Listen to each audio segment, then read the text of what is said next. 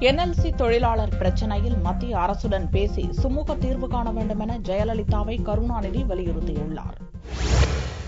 திமுக தலைவர் கருணாநிதி வெள்ளிக்கிழமை அறிக்கை ஒன்றை வெளியிட்டுள்ளார். அதில் நெய்வேலி நிலக்கரி நிறுவனத்தில் ஊதிய மாற்று ஒப்பந்தம் ஏற்படுத்த கோரி என்எல்சி ஊழியர் கடந்த 20ஆம் தேதி முதல் காலவரையற்ற வேலை நிறுத்த போராட்டம் துவங்கியிருப்பதையும் அதனால் மின் உற்பத்தி பாதிக்கப்படும் சூழல் ஏற்பட்டிருப்பதையும் சுட்டிக்காட்டியுள்ளார். 2007ஆம் ஆண்டு திமுக ஆட்சி காலத்தில் ஊதிய ஒப்பந்தம் முறையாக செய்யப்பட்டது என்றும் ஆனால் இப்போது 27 சுற்று பேச்சுவார்த்தை நடந்த போதும் ஒப்பந்தம் ஏற்படவில்லை என அதிமுக அரசை சாடினார். இந்த பிரச்சினையில் பிரதமருக்கு கடிதம் ஒன்றை எழுதிவிட்டு அத்தோடு தனது கடமை நிறைவேற்றிவிட்டதாக முதல்வர் ஜெயலலிதா கருதிக் கொண்டிருப்பது நலம் பயக்காது என்றும் அறிக்கையில் கருணாநிதி தெரிவித்துள்ளார். ஆகையால் முதல்வர் ஜெயலலிதா இனியும் காலம் தாழ்த்தாமல் என்எல்சி நிர்வாகத்தையும் தொழிற்சங்க பிரதிநிதிகளையும் உடனடியாக வரவழைத்து பேச வேண்டும் என வலியுறுத்தியுள்ள கருணாநிதி மத்திய அரசில் சம்பந்தப்பட்ட துறை அமைச்சருடன் கலந்து பேசி பிரச்சினைக்கு தீர்வு கண்டு வேலை நிறுத்தத்தை முடிவுக்கு கொண்டுவர வேண்டும் எனவும் கேட்டுக் கொண்டுள்ளார்.